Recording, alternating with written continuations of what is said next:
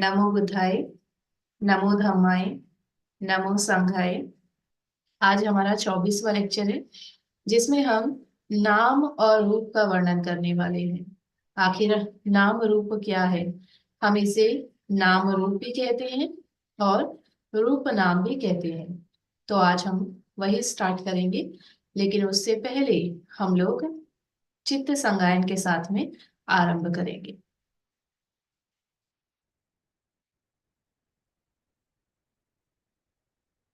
महाअभिवादा बुधवचना चतुराशीति धमखंड सहसानि विशति अर्यमक विशति सामान्यफल एकानि बाना द्वेषफलने भवतिकानि थिन्। यो वो आनन्दमया धम्मो च विनयो च देशितो पඤ्यतो सो वो मम च येन सत्ता।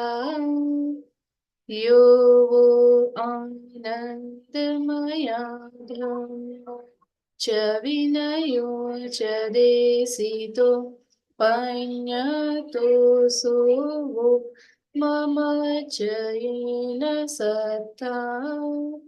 यो वो आनन्दमया धम्मो च विनयो च देशितो पඤ्यतो सो वो मम च येन सत्ता।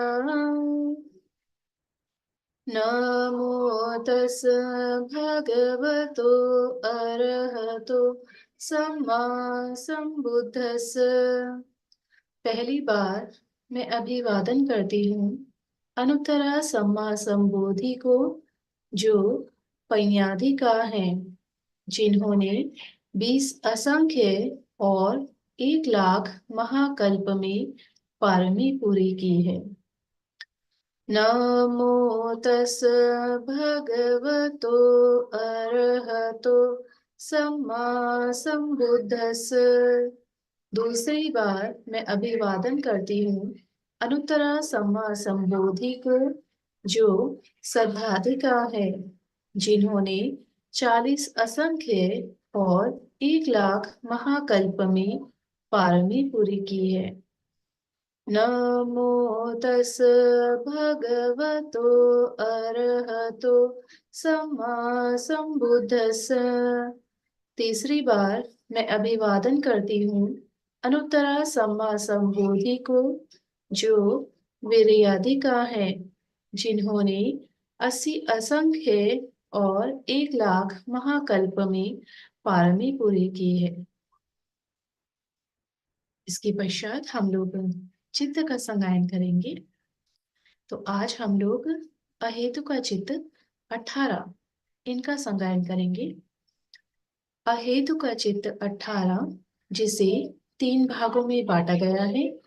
अकुशल विपाक चित्त 7, अहेतु का कुशल विपाक चित्त 8, अहेतु का क्रिया चित्त 3। अकुशल विपाक चित्त 7, उपेक्षा सहगतं चक्षुविज्ञानम् असंखारिकं कामावचर अकुशल विपाक चित्तम्। उपेक्षा सहगतं सोतविज्ञानम् असंखारिकं कामावचर अकुशल विपाक चित्तम्। उपेक्षा सहगतं घान विज्ञानम् असंखारिकं कामावचर अकुशल विपाक चित्तम्। उपेक्षा सहगतं जिह्वा विज्ञानम् असंखारिकं कामावचर अकुशल विपाक चित्तम्। दुःख सहगतं काय विज्ञानम् असंखारिकं कामवचर अकुशल विपाकचित्तम् उपेक्षा सहगतं सम्पतिच्छनचित्तम् असंखारिकं कामवचर अकुशल विपाकचित्तम् उपेक्षा सहगतं सन्तीर्णचित्तम् असंखारिकं कामवचर अकुशल विपाकचित्तम् अहेतुक कुशल विपाक चित्त 8 उपेक्षा सहगतं चक्षुविज्ञानम् असंखारिकं कामवचर अहेतुका कुशल विपाक चित्तम् उपेक्षा सहगतं सोतविज्ञानम् असंखारिकं कामवचर अहेतुका कुशल विपाक चित्तम् उपेक्षा सहगतं ज्ञानविज्ञानम् असंखारिकं कामवचर अहेतुका कुशल विपाकचित्तम् उपेक्षा सहगतं जिह्वाविज्ञानम् असंखारिकं कामवचर अहेतुका कुशल विपाकचित्तम् सुख सहगतं कायविज्ञानम् असंखारिकं कामवचर अहेतुका कुशल विपाकचित्तम् उपेक्षा सहगतं सम्पतिच्छनचित्तम् असंखारिकं कामवचर अहेतुका कुशल विपाकचित्तम् उपेक्षा सहगतं सन्तीर्णचित्तम् असंखारिकं कामवचर अहेतुका कुशल विपाकचित्तम् सोमनस सहगतं सन्तीर्णचित्तम् असंखारिकं कामवचर अहेतुका कुशल विपाकचित्तम् अहेतुका किर्य चित्त 3 उपेक्षा सहगतं पंचद्वार वजनचित्तम् असंखारिकं कामवचर अहेतुका किर्यचित्तम् उपेक्षा सहगतं मनोद्वार वजनचित्तम् असंखारिकं कामवचर अहेतुका किर्यचित्तम् सोमनस सहगतं हसितुपादचित्तम् असंखारिकं कामवचर अहेतुका किर्यचित्तम् साधु साधु साधु। तो आज का सत्र हम लोग शुरू करते हैं। तो जैसा कि आप स्लाइड में देख पा रहे हैं कि आज का हमारा सत्र है नाम और रूप। हमने बहुत बार नाम रूप सुना है, शायद आपने सुना हो। जब हम लोग कहते हैं प्रतीक के समुत्पाद का हम लोग पठन करते हैं, संगायन करते हैं, तो हम कहते हैं अविद्या पचया संखारा संखार पचया विज्ञानम विज्ञान पचया नाम रूपम। नाम रूप आता है ना। नाम रूप पचया सलायतनम। नाम रूप के कारण सलायतन उत्पन्न होते हैं, 6 आयतन उत्पन्न होते हैं। और उससे पहले विज्ञान के कारण नाम रूप उत्पन्न होता है। तो ये नाम रूप क्या है और इसे हम अभिधम्मा में क्यों पढ़ रहे हैं? क्योंकि हम तो चित्त पढ़ रहे थे ना। ये चित्त में नाम रूप कहाँ से आता है? तो हमें ये जानना जरूरी है कि नाम और रूप है क्या वास्तव में। और जब हम ये जान लेते हैं कि नाम और रूप क्या है, तो हम चित्त और चेतसिक को बेहतर समझ पाते हैं। ये चित्त और चेतसिक का ही अंग है।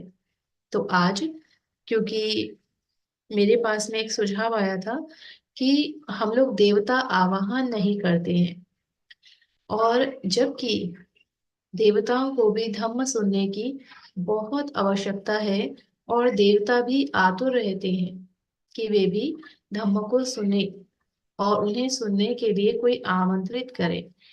लेकिन अभी तक हम लोगों ने आमंत्रित नहीं किया था। अब हम पहले देव आराधना करके देवताओं को आमंत्रित करेंगे। समन्ता चक्रवालेषु अत्र गच्छन्तु देवता सधम्मं मुनिराजस सुनन्तु सगमुखदम् धम्मसवनकालो अयं वदन्ता धम्मसवनकालो अयं वदन्ता परितधम्मसवनकालो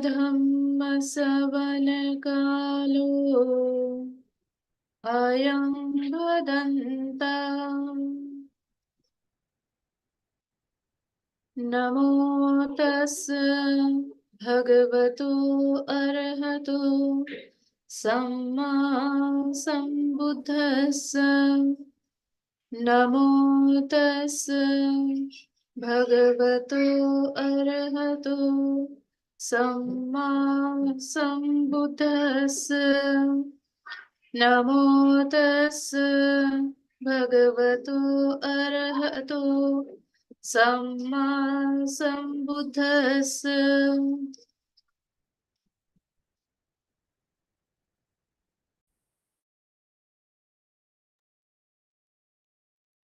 आप सभी ने जरूर 3 लक्षणों के बारे में सुना होगा। 3 लक्षण यानी तिलक्षण। तिलक्षण 3 लक्षण कौन कौन से हैं? अनात्म, दुख और अनित्य। इसको हम जब बोलते हैं तो इस प्रकार से बोलते हैं, अनित्य दुख अनात्म। अनित्य हम सभी जानते हैं, जो टेम्पररी है, परमानेंट नहीं है, उसे अनित्य कहा जाता है। इसके पश्चात दुख। दुख हम लोग 4 आर्य सत्य में पढ़ते हैं। लेकिन एक चीज आती है अनंत, जिसे हम कहते हैं हिंदी में यदि उसका अनुवाद करें तो वह होता है अनात्म, यानी कि कोई आत्मा नहीं है। हम जानते हैं कि भगवान ने आत्मा के अस्तित्व को नकारा है, लेकिन हम लोग कैसे समझें, आत्मा के अस्तित्व को कैसे जाने? तो उसके लिए भगवान ने नाम रूप दिया कि वास्तव में आत्मा है या नहीं, हम इसे कैसे जस्टिफाई करेंगे। तो इसके लिए भगवान ने नाम रूप का वर्णन किया। तो वास्तव में अनात्म है क्या?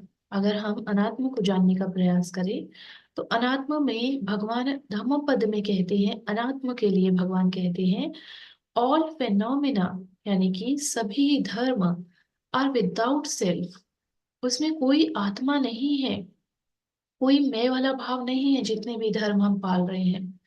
When one sees this with insight wisdom, one becomes weary of dukkha. This is the path to purity. भगवान कहते हैं कि जितने भी धर्म हैं वो सभी मैं के बिना है, यानी कि आप जितना भी पुण्य एकत्रित कर रहे हैं, आप कहते हैं मैं पुण्य कर रहा हूँ, आप कहते हैं मैं पाप कर रहा हूँ, लेकिन वास्तव में ये शरीर तो केवल एक माध्यम है। जो भी पाप या पुण्य हो रहा है, जो भी अच्छा या बुरा हो रहा है, वो आपके चित्त से हो रहा है, और ये चित्त आपका नहीं है। ये शरीर जो बाहर से दिख रहा है, इसके अंदर जो चित्त कार्य कर रहा है, वो चित्त आपका नहीं है। वो आपसे पहले पूर्व के अनेक भव में वो किसी और शरीर में वास करता था। आपकी मृत्यु के पश्चात आपका वही चित्त आगे आने वाले भव में किसी और शरीर में वास करेगा। तभी भगवान ने जब जन्म लिया तो भगवान ने कहा ना कि अनेक जाति संसारम संधा विषम अनिबिसम, कि बहुत सारे जन्मों में तूने इस घर को, इस जो शरीर है इसको घर बताया भगवान ने, तूने इस घर में वास किया, लेकिन अब तुझे ये घर छोड़कर जाना होगा, ये मेरा अंतिम जन्म है। तो ऐसा भगवान धम्मपद में कहते हैं, और इसी से हमारा अनंत क्लियर हो जाता है कि जब मैं कुछ है ही नहीं, सिर्फ चित्त ही कार्य कर रहा है, और ये चित्त मेरा सगा नहीं है, ये मुझसे पहले भी किसी का था और मुझसे बाद भी किसी का होगा, ये हमेशा ही मेरा रहने वाला है, ऐसा नहीं है। तो इसके लिए हम एक और चीज हम लोग समझते हैं कि भगवान ने जो अनंत बताया वो कैसे बताया।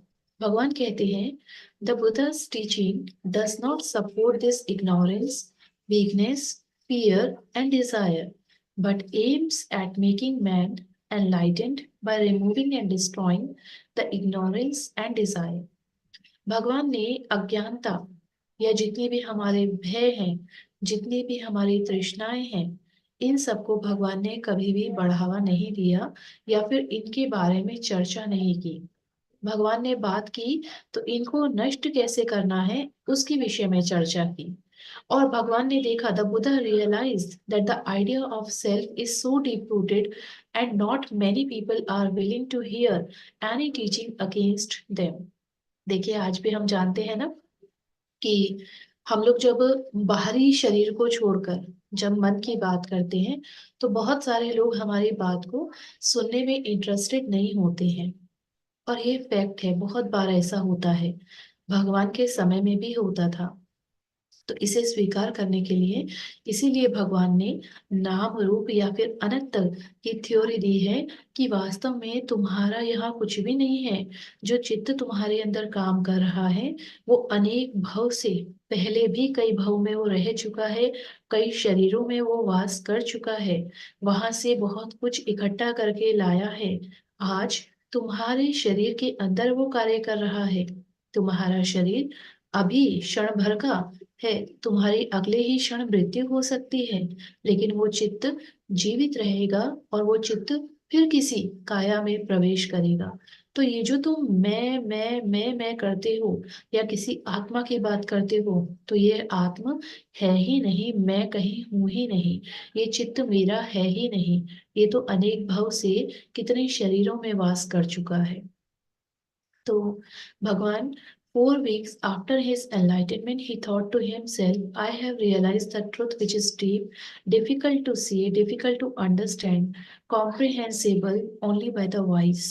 Men who are overpowered by passions and surrounded by a mass of darkness cannot see the truth, which is against the current, which is lofty, deep, subtle, and hard to comprehend. भगवान ने अपने चौथे सप्ताह में, बोधि ज्ञान के चौथे सप्ताह में रत्नघर में जब हम लोग बोध गया जाते हैं तो वहां हमें रत्नघर देखने को मिलता है। बहुत सुंदर। तो भगवान ने जहाँ चौथा सप्ताह बिताया तो वहां जब भगवान ने अभिधर्मा का एनालाइज किया, अभिधर्मा को, तब भगवान ने देखा कि वास्तव में, ओके, भगवान ने अभिधर्म को एनालाइज करने के बाद देखा कि मेरा जो धर्म है वो इतना गहन, इतना गंभीर, मुश्किल से दिखाई देने वाला, मुश्किल से समझ में आने वाला है। मैं कैसे यहाँ पर अंधेरे में पल रहे लोगों को अपना धर्म समझा पाऊंगा। तो उसके बाद में सहमपति ब्रह्मा ने भगवान से याचना की कि कुछ लोग हैं, अल्पमल वाले भी हैं, तो उनके लिए आप अपना धम्म दीजिए। तो वो मैंने आपको बताया है पहले भी क्लासेस में। तो ये भगवान ने यहीं पर ये देखा कि जो जो अंधेरे में जो लोग हैं, जिनको मैं वाली चीज पड़ी है। देखिए, भगवान के समय जो परिस्थिति थी वही परिस्थिति आज भी है। आज भी हम लोग अपने आसपास में देखते हैं, बहुत दूर नहीं जाते, अपने परिवार में ही देखते हैं। अपने परिवार में हो सकता है पत्नी धर्म का अभ्यास करती हो, पत्नी जान चुकी हो कि ये चित्त है बस, मेरा शरीर कुछ भी नहीं है, ये शरीर तो क्षण भर में मृत्यु को प्राप्त हो जाएगा, ये चित्त पूर्व से और आगे तक इसी प्रकार चलता रहेगा, चलता रहेगा। तो पत्नी अगर समझ गई है तो हो सकता है पति ना समझ पा रहा हो, पति समझ गया हो तो हो सकता है पत्नी ना समझ पा रही हो, बच्चे ना समझ पा रहे हो, तो अपने घर में भी ये हो सकता है कि हम उन्हें बार बार समझाने का प्रयास कर रहे हैं, लेकिन बार बार समझाने के बावजूद भी वो आत्म में पड़े हैं। मैं, मेरी सुंदरता, मेरा शरीर, मेरा घर, मेरी गाड़ी, मैं वाले भाव में पड़े हुए हैं। ये स्वाभाविक है। तो जब हम आज देखते हैं ये परिस्थिति, तो यही परिस्थिति भगवान के समय में भी थी। इसीलिए भगवान ने देखा कि बहुत सारे लोग मेरे धम्म को समझ नहीं पाएंगे, और वही परिस्थिति आज भी है कि भगवान का धम्म हर किसी को समझ में नहीं आता है, बहुत जल्दी से समझ में नहीं आता है, क्योंकि लोग आत्म में पड़े हैं, मैं स्वभाव में पड़े हैं। लेकिन हम लोग जो धम्म को समझ रहे हैं, हम लोग अनंत का अभ्यास करते हैं कि कोई आत्म है ही नहीं, ये शरीर केवल एक माध्यम मात्र है चित्त को कैरी करने के लिए, चित्त का कवर बनने के लिए, बस। तो आगे हम लोग बढ़ते हैं, और अनंत का जो है, हम लोग अनंत को हम लोग कैसे समझ सकते हैं या कैसे जान सकते हैं। देखिए, एक ह्यूमन बॉडी जो है हमारे पास में, जो मानव शरीर है, वो सभी के पास में एक समान है। कोई मोटा है, कोई पतला है, कोई गोरा है, कोई काला है, अलग अलग तरीके के शरीर हैं। लेकिन भगवान यहाँ उसकी बात नहीं करते। हम लोग सुत्त पिटक में उसे पढ़ सकते हैं, लेकिन अभिधम्म पिटक में हम लोग बाहरी शरीर की बात करते ही नहीं है। तो भगवान क्या कहते हैं? The doctrine of anatta or no soul is the natural result of, or the corollary or to the analysis of the five aggregate and the teachings of condition genesis paticca samutpada। कि अगर हम लोगों को नाम और रूप अच्छे से समझ में आ जाए, यहाँ पर लिखा है फाइव एग्रीगेट। फाइव एग्रीगेट का मतलब है पंच स्कंध। अगर पंच स्कंध हमको अच्छे से समझ में आ जाए और पतित समुत्पाद अच्छे से समझ में आ जाए, तो हम अनंत समझ लेंगे। हमारे अंदर अपने आप अनंत का भाव उत्पन्न हो जाएगा, हम आत्म में नहीं रहेंगे। तो इसीलिए पंच स्कंधों को समझना बहुत जरूरी है। पंच स्कंध जैसे कि आप ऊपर भी देख रहे हैं लिखा हुआ है, पंच यानी पांच, और पाली भाषा में इसे खंड बोला जाता है। देखिए, दो शब्द हैं, एक होता है खंड, एक होता है खंड। तो जो खंड होता है, ड डमरू वाला ड होता है खंड। खंड का मतलब होता है पार्टीशन, डिवाइड। जैसे हम बोलते हैं 84,000 धम्म खंड, धम्म स्कंद। तो यहाँ पर क्या है? ये पंच स्कंद है, खंड नहीं है, खंड है। इसमें ध ध धनुष लगता है। तो खंड और खंड दोनों में अंतर होता है। तो यहाँ पर खंड की बात हो रही है, DH यानी ध की बात हो रही है। तो ये पंचस्कंद को ही इंग्लिश में 5 एग्रीगेट्स बोला जाता है और साथ में प्रत्यय समुत्पाद। तो जब तक हम नाम और रूप को समझेंगे नहीं, तब तक अनित्य का भाव जागेगा नहीं पूरी तरीके से। मैं वाला भाव रहेगा ही रहेगा। और नाम रूप को समझने का मतलब है चित्त और चैतसिक को समझना। अब इसके लिए हमारे पास में सम्यक दृष्टि होना बहुत जरूरी है, करेक्ट विजन। देखिए, नाम रूप को समझने के लिए, नाम रूप जो समझ में आएगा वो सम्यक दृष्टि से ही आएगा, कहने का मतलब ये है। यहाँ पर एक उदाहरण है जो भगवान ने भी दिया है और मिलिंद प्रश्न में भी आप पढ़ सकते हैं। बहुत ही सटीक उदाहरण दिया है भंते नागसेन जी ने, जो कि मिलिंद के पूछने पर, राजा मिलिंद के पूछने पर दिया गया था। आप एक पिक्चर देख पा रहे हैं स्क्रीन पर। मैंने हमेशा आपको बोला है कि आप लोग कॉपी पेन लेकर के और कॉन्सेंट्रेट होकर बैठिए। तो ये आपका जो है, एक पिक्चर आपको दिखाई दे रही है जिसमें आपको एक रथ दिखाई दे रहा है।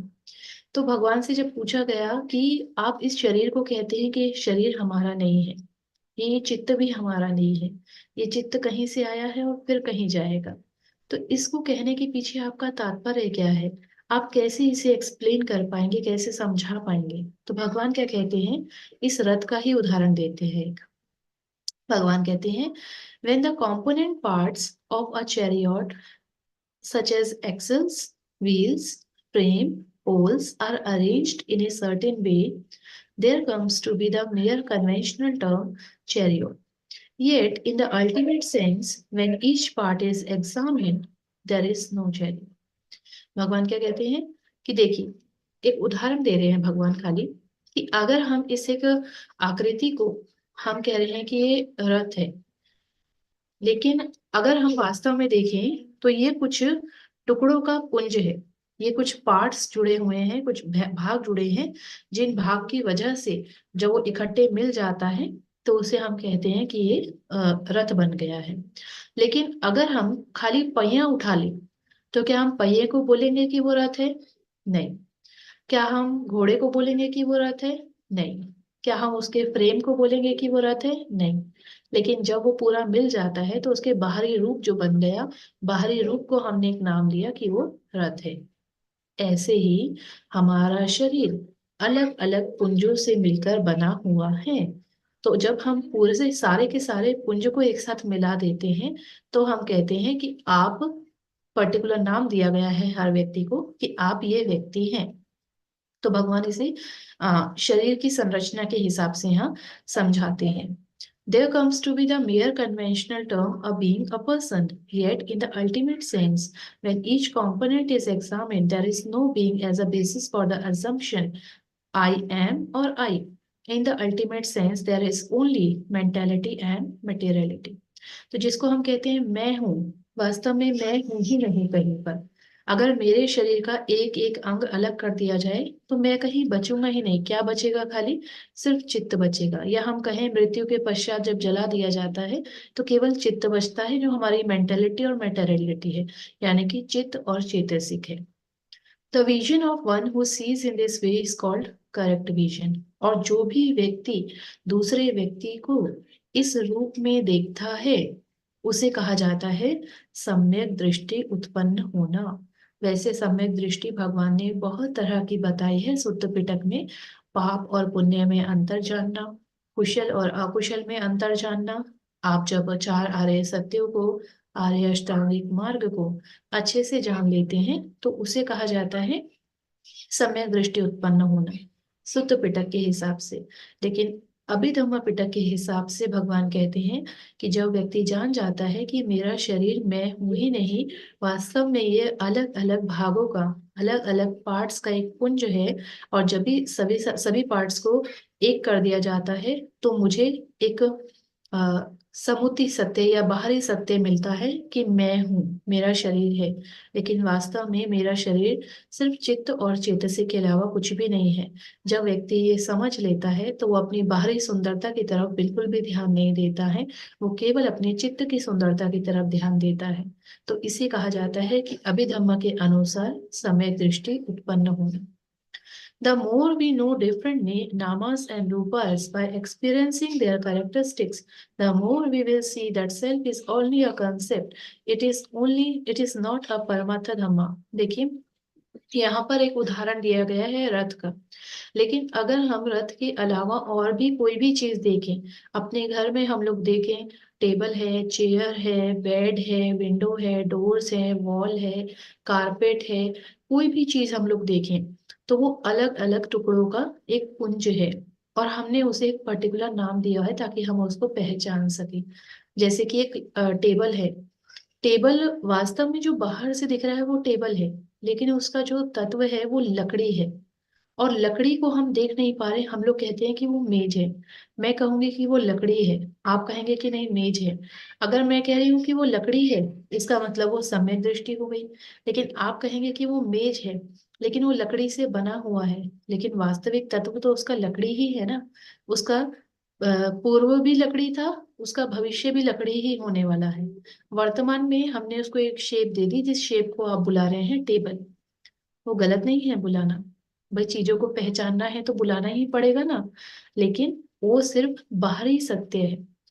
तो आप जितने अपने आसपास में जितने भी चीजें आपके पास में हैं, copy, pen, table, door, window, जितनी भी चीजें हैं, आप सबको टुकड़ों में तोड़कर देखिए। आप पाएंगे कि जो हम सत्य देख रहे हैं, वास्तव में वो सत्य है ही नहीं कहीं पर भी।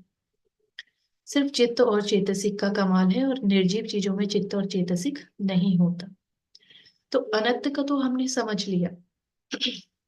लेकिन अनंत को एक्सपीरियंस कैसे करें? जब तक हम लोग पांच स्कंद को नहीं समझेंगे, तब तक हम अनंत को एक्सपीरियंस नहीं कर सकते। तो स्कंद का मीनिंग क्या होता है? The word skandha is understood in the sense of bulk, group, mass और सेंसोरियल एग्रीगेट्स।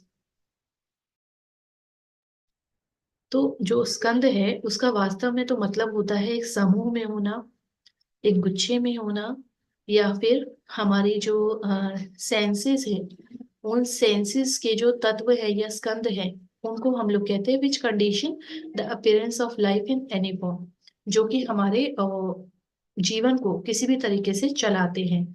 हम आज मनुष्य हैं, कल जानवर हो सकते हैं, परसों देव बन सकते हैं। ये सारा पंचस्कंध से चल रहा है पूरा। सिर्फ पंचस्कंद से ही चल रहा है मनुष्य। The Buddha analyzes a living being into these five groups. In the suttas, he states whatever kind of materiality there is, कि जितनी भी भौतिकता हमें दिखाई देती है, वेदर पास्ट, प्रेजेंट और फ्यूचर, चाहे वो भूतकाल में रही हो, भविष्य में रही हो या वर्तमान में, इंटरनल और एक्सटर्नल, चाहे वो भीतरी हो चाहे वो बाहरी हो, ग्रॉस और सब्टल, चाहे वो सूक्ष्म रही हो और चाहे वो स्थूल रही हो, इंफीरियर और सुपीरियर, चाहे वो उच्च तम स्तर पर रही हो चाहे वो नीचे स्तर पर रही हो, फार और नियर, चाहे वो दूर हो चाहे वो पास हो। This is called the materiality and all aggregates. यानी कि जितने भी आसपास में हमें चीजें दिखाई दे रही हैं, भौतिकता दिखाई दे रही है, वो चाहे कभी भी कुछ भी रही हो, वो कुछ भी नहीं है, केवल और केवल वो सूक्ष्म से सूक्ष्म अगर स्तर पर हम लोग जाकर देखेंगे तो वो स्कंद के रूप में ही हम लोगों को मिलेगी। मुझे पता है अभी आपको समझ में नहीं आ रहा होगा, लेकिन मैं आगे इसको और एक्सप्लेन करने वाली हूँ, आपको अच्छे से समझ में आएगा। इसीलिए बने रहिए और देखते रहिए, सुनते रहिए।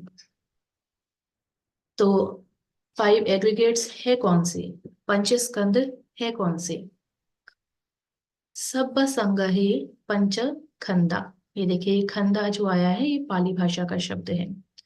रूप खंदो, वेदना खंदो, संज्ञा खंदो, संखार खंदो, विज्ञान खंदो। तो ये पांच स्कंद हैं। कौन कौन से? रूप, वेदना, संज्ञा, संखार, विज्ञान। रटिए बार बार बार बार। रूप, वेदना, संज्ञा, संखार, विज्ञान। रूप, वेदना, संज्ञा, संखार, विज्ञान। एक और बार। रूप, वेदना, संज्ञा, संखार, विज्ञान।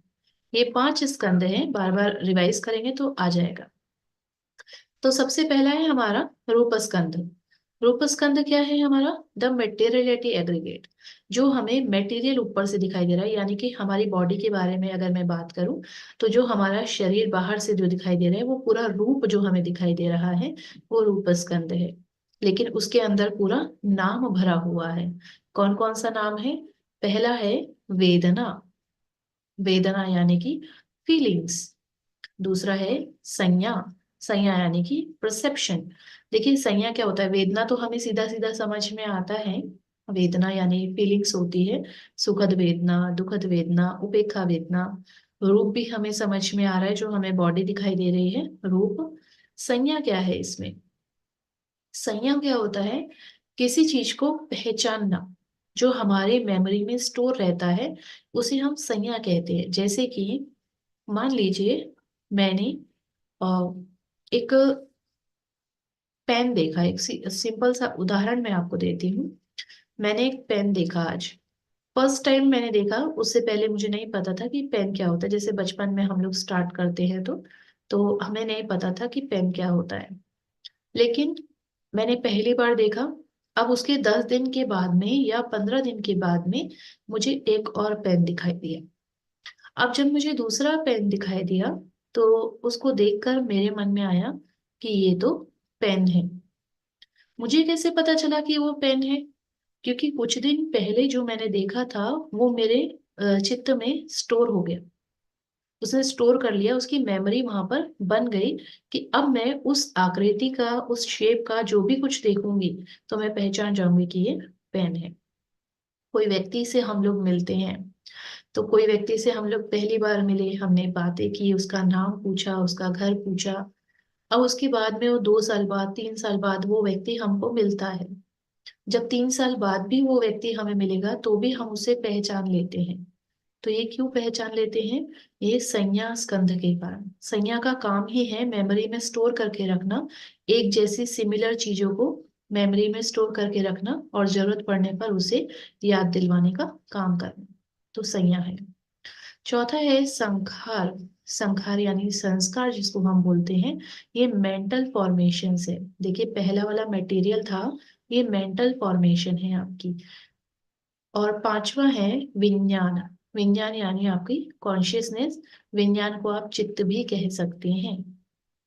तो ये चित्त है। अब देखिए इसमें जो पांचों स्कंद आपको दिखाई दे रहे हैं, पहला तो आपका हो गया रूप स्कंद, लास्ट वाला विज्ञान वाला हो गया आपका चित्त। अब चित्त भी हो गया, रूप भी हो गया, क्या रह गया? चेतसिक। तो ये जो बाकी के तीन आपको बीच में दिखाई दे रहे हैं, वेदना, संज्ञा, संखार, ये क्या है? आपके चेतसिक है। कैसे पता चलेगा? जब हम लोग चेतसिक का पठन पाठन करते हैं तो हम लोग जानते हैं कि हमें जो है चित्त चेतसिक जो है ये हमारे पास में, एक सेकेंड, जब हम लोग पठन पाठन करते हैं तो हम जानते हैं कि वेदना चेतसिक है। आप पढ़ेंगे चेतसिक में, किताब आपके पास में है, आप पढ़ सकते हैं। संज्ञा चेतसिक है। और संखार, संखार नाम का कोई चेतसिक नहीं है, लेकिन वेदना और संज्ञा को छोड़ने के बाद जितने भी चेतसिक बचते हैं वो सारे संखार चेतसिक होते हैं। हमारे पास में टोटल 52 चेतसिक है, 52 चेतसिक है। मैंने उस दिन भी बताया था 52 में से 13 चेतसिक, 13 चेतसिक ऐसे हैं जो सभी चित्त के साथ कार्य करते हैं, अलग अलग कैटेगरी वाइज। और 14 चेतसिक अकुशल चेतसिक है। अकुशल चेतसिक यानी अकुशल चित्त के साथ कार्य करने वाले। और बाकी के बचे हुए 25 शोभना चेतसिक है। शोभना चेतसिक यानी अच्छे चित्त के साथ, कुशल चित्त के साथ कार्य करने वाले। अब जब हमारे पास में सिंपल सा कैलकुलेशन है कि जब हमारे पास में 52 चेतसिक है तो 52 में से एक हो गया वेदना चेतसिक, मैंने बताया आपको यहाँ पर सेकंड नंबर पे। एक हो गया संज्ञा चेतसिक थर्ड नंबर पे। तो जब 52 में से ये दो चेतसिक यहाँ पर माइनस हो गए तो 50 ही तो बचे। तो संखार में आपका आ गया 50 चेतसिक।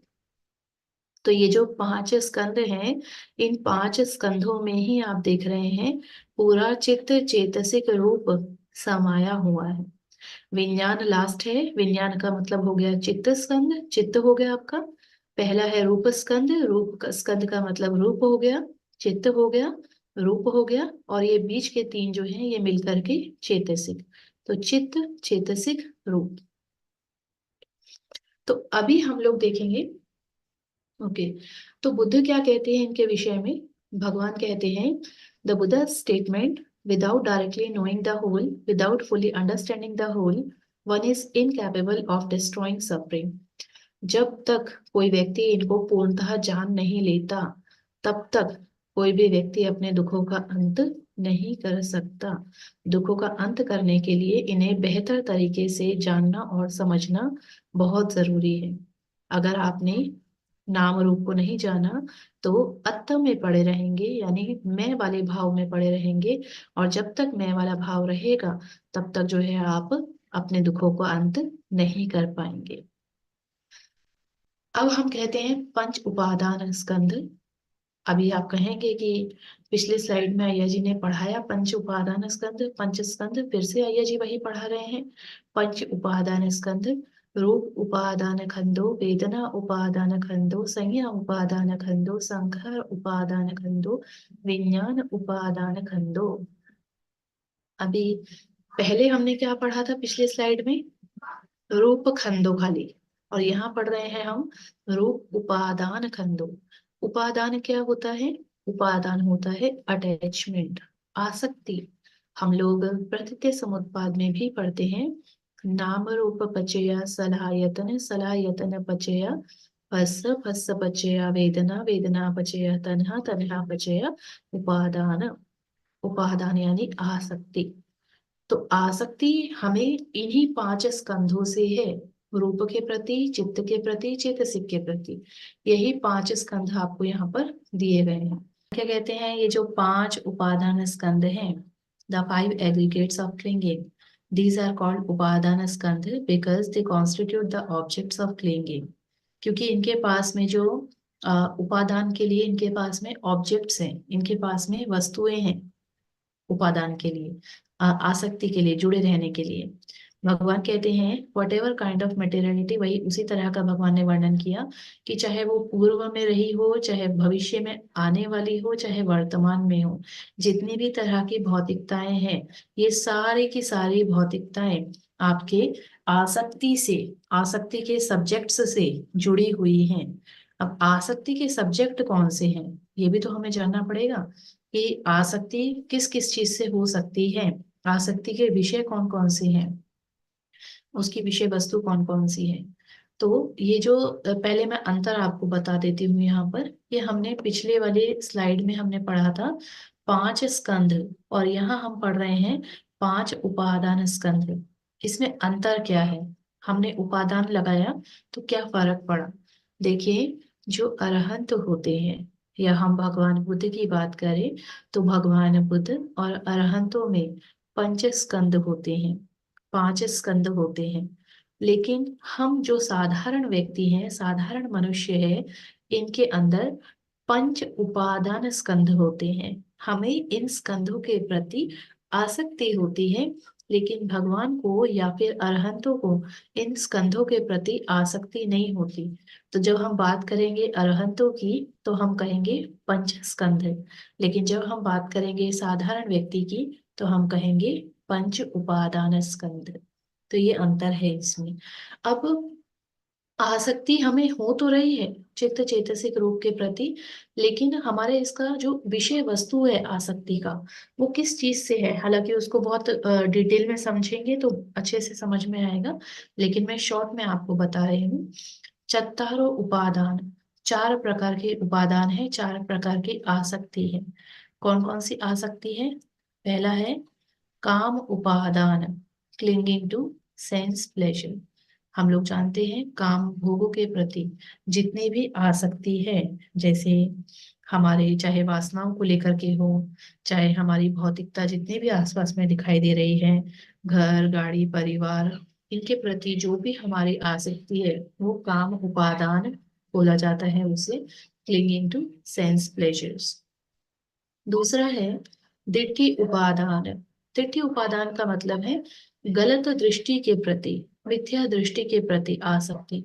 मैंने यदि आप मेरी पोस्ट हमेशा पढ़ते होंगे, व्हाट्सएप फेसबुक में हमेशा पोस्ट करती हूँ, तो अभी 2-3 दिन पहले मेरी एक पोस्ट थी, विचारों से आसक्ति।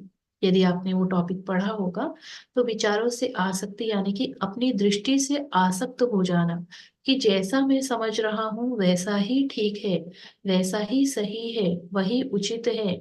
बाकी जो भी उस विषय पर अपना विचार रख रहे हैं वो सभी विचार गलत हैं। तो ऐसा अपने विचारों से वह आसक्त हो जाता है, अपनी दृष्टि से अपनी आसक्त हो जाता है, और वो अपनी दृष्टि को परिवर्तित नहीं करना चाहता, क्योंकि वो ये मान लेता है कि जो मैं कह रहा हूँ वही ठीक है, जैसे मेरी दृष्टि है किसी चीज के प्रति वही दृष्टि ठीक है। तो अपने विचारों से आसक्त हो जाता है। तीसरा, सीलबत उपादान। सीलबत उपादान यानी सीलबत परामास हम लोग हमेशा पढ़ते हैं, सीलबत उपादान है ये। इसका मतलब है कि जितने भी हमारे कर्म कांड होते हैं उनसे आसक्त हो जाना। हम देखते हैं कि भगवान के समय में भी बहुत सारे ऋषि मुनि थे जो कि अलग अलग प्रकार के विचारों से आसक्त थे, कर्म कांडों से आसक्त थे। कोई तपस्या करता था, कोई पानी पर खड़े होकर, कोई आग पे खड़े होकर, कोई एक पैर पे खड़े होकर। ये जो अलग अलग तरह के कर्म कांड है ना, कि इनसे हमें मुक्ति मिल जाएगी। और जितने भी मुक्ति पाने के लिए कर्म कांड किए जाते हैं, चाहे वो हवन यज्ञ हो, चाहे वो झाड़ फूक हो, ये सारे मुक्ति पाने के लिए जो किए जाते हैं इसे कहा जाता है सीलबत उपादान।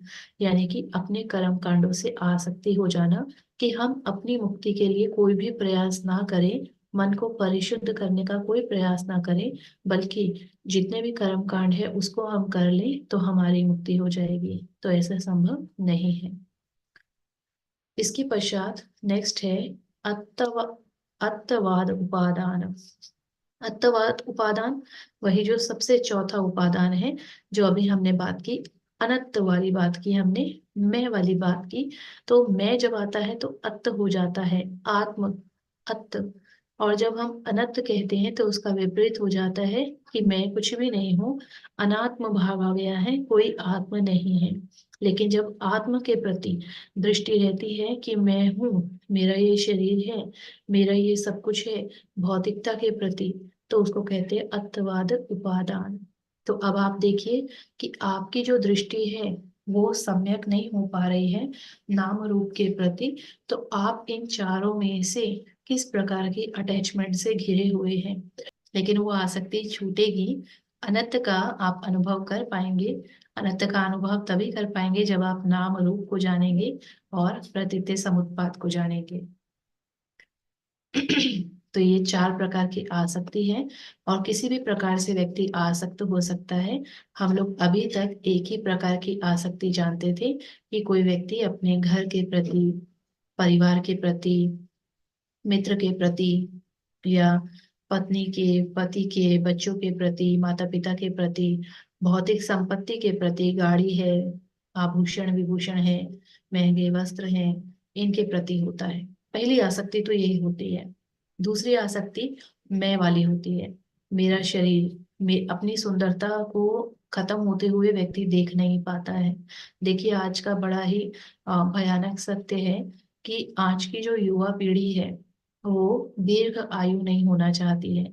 हम हमेशा आशीर्वाद देते हैं सुखी दीर्घ आयु हो, लेकिन जब युवा पीढ़ी का ओपिनियन जाना जाता है तो वो दीर्घ आयु नहीं होना चाहते हैं। क्यों नहीं होना चाहते, उनसे कारण पूछा जाए तो बुढ़ापे में कौन हमारी सेवा करेगा, हम दूसरों से सेवा नहीं करवाना चाहते हैं। तो आप सेवा करवाने लायक बनो ही क्यों।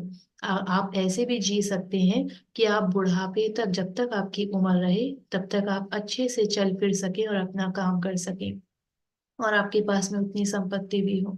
लेकिन उन्हें पता है कि आज की जो जीवन शैली है उसके अनुसार वो बुढ़ापे तक चल नहीं पाएंगे। बहुत जल्दी ही उनकी जो इंद्रियां हैं दुर्बल हो जाएंगी, शरीर दुर्बल हो जाएगा अंदर से। लेकिन साथ ही साथ एक और कारण है कि जैसे ही बुढ़ापा आने लगता है तो हमारी जो स्किन है, वो पूरी हमारी सुंदरता जो है बाहरी, वो खराब होने लगती है। स्किन लटकने लगेगी, झाइयां आने लगेंगी, बाल उड़ने लगेंगे, आंखें कमजोर हो जाएंगी, कान कमजोर हो जाएंगे। जैसे जैसे धीरे धीरे हमारा शरीर ढलता जाता है, वैसे वैसे व्यक्ति अपने आप को उस रूप में स्वीकार नहीं कर पाता, और यही युवा पीढ़ी का कारण है कि आज कोई दीर्घायु नहीं होना चाहता है। तो ये सेल्फ के प्रति, मैं के प्रति, आत्म के प्रति ये बहुत बड़ी आसक्ति है। और इस आसक्ति को देखा भगवान ने उस समय में भी, कि उस समय भी लोगों के मन में आसक्ति थी। आज भी जो बहुत ज्यादा मैं वाले भाव में है, जो उससे निकलना ही नहीं चाहता, जो सुनना ही नहीं चाहता, जैसे कि युवा पीढ़ी, वो सुनेगी ही नहीं कि हम उनकी सुंदरता में दोष निकाल रहे हैं, तो वो सुनने के लिए तैयार ही नहीं होगी। तो ये उपादान बहुत ही ले डूबेगा आपको।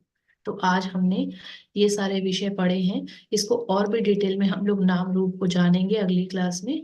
हमने जितना जाना है उसका हम लोग एक रिकैप जरूर लेंगे कि हमने आज क्या क्या जाना है। सबसे पहले तो हमने अनंत का अर्थ जाना कि अनंत क्या होता है। नो सोल, यानी कि अनात्मा, कोई आत्मा नहीं, कोई सेल्फ नहीं। दूसरा, हाउ कैन वी रियलाइज अनंत, हम लोग अनंत को कैसे जान सकते हैं, कैसे समझ सकते हैं, कैसे उसका अनुभव कर सकते हैं। तो पंचस्कंद और प्रतीत्य समुत्पाद के बारे में जानकर, देखिए, जब हम लोग विपश्यना के लिए जाते हैं तो हम वेदनाओं को देखते हैं। वेदनाओं को देखते हैं तो उसमें हम अनित्य बोध को देखते हैं, तो वहां से वेदनाओं को देखना अनित्य बोध की तरफ हमें अग्रसर करता है।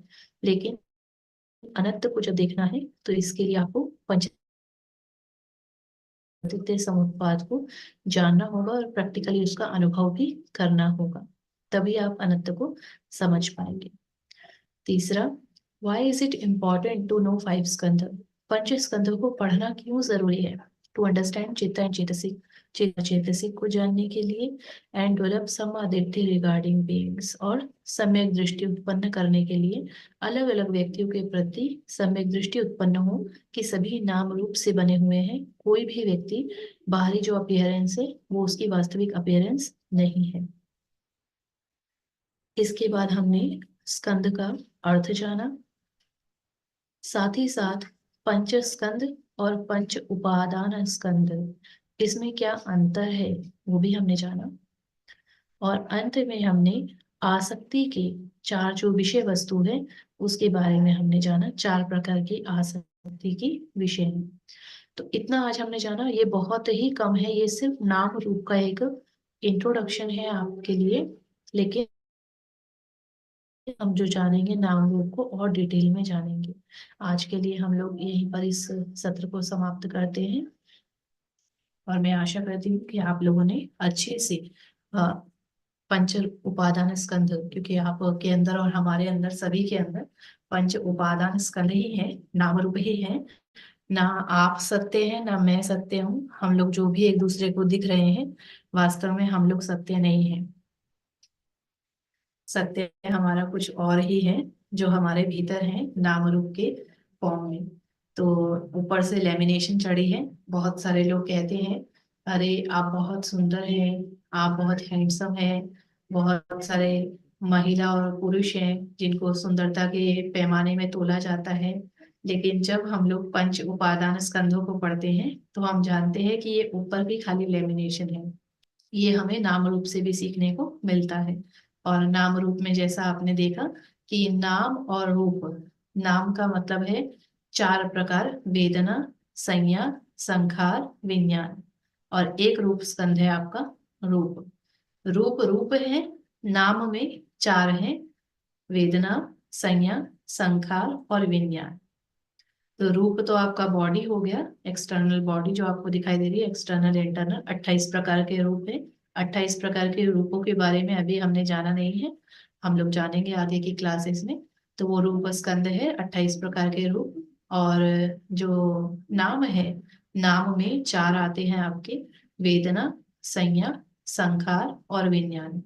वेदना आपने जाना, संज्ञा जो मेमोरी रखने का काम करती है, संखार 50 प्रकार के चेतसिक, और विज्ञान यानी चित्त। तो अगर हम इनडायरेक्टली अगर इसे हम बोले तो हम ऐसा कह सकते हैं कि नाम रूप पूरा चित्त और चेतसिक है। नाम में चित्त और चेतसिक, चित्त चेतसिक और रूप है। नाम में आपका चित्त और चेतसिक आता है, और रूप आपका रूप होता है। चित्त और चेतसिक में आपके वेदना, संज्ञा, संखार, ये तीनों चेतसिक हैं। और जो चौथा है विज्ञान, विज्ञान आपका चित्त है। तो इस प्रकार नाम रूप मिलकर के हमारा बनाते हैं पंच स्कंद, और साधारण मनुष्य के लिए पंच उपादान स्कंद। तो ये उत्पन्न किसकी वजह से होता है? संखार पचया विज्ञान, विज्ञान पचया नाम रूप। और फिर इसकी वजह से छह आयतन उत्पन्न होते हैं। छह आयतन कौन से? सलायतन, छह आयतन, चक्षु आयतन, श्रोत आयतन, घ्राण आयतन, जीवा आयतन, काया आयतन और मनो आयतन। तो इसके बारे में हम लोग धीरे धीरे आगे पढ़ते रहेंगे। आप लोग इसी प्रकार जुड़े रहिए, नाम रूप का अभ्यास करते रहिए। हम लोग फिर से अगले शनिवार को मिलेंगे। और साधु साधु साधु। अंत में मंगल कामना करेंगे सभी के लिए। आज उपोषण का भी दिन है, बहुत ही अच्छा दिन, बहुत ही पवित्र दिन है। सोमनस सहगतं यान संपयुक्तं असंखारिकं कामावचरं महाकुशलचित्तं। सोमनस सहगतं यान संपयुक्तं ससंखारिकं कामावचरं महाकुशलचित्तम्। उपेक्षा सहगतं यान संपयुक्तम् असंखारिकं कामावचरं महाकुशलचित्तम्। उपेक्षा सहगतं यान संपयुक्तम् ससंखारिकं कामावचरं महाकुशलचित्तम्। साधु साधु साधु। सभी का मंगल हो, सभी का भला हो, सभी का कल्याण हो। साधु साधु साधु।